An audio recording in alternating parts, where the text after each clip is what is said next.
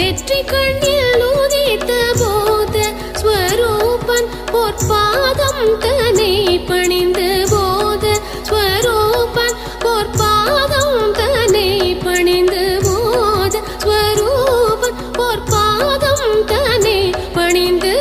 சரவண பவ எனும் திருமந்திரம் தன்னை சதா ஜபியனாவே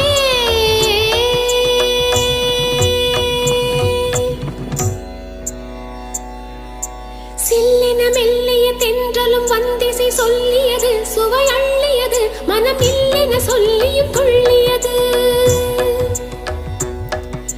சில்லின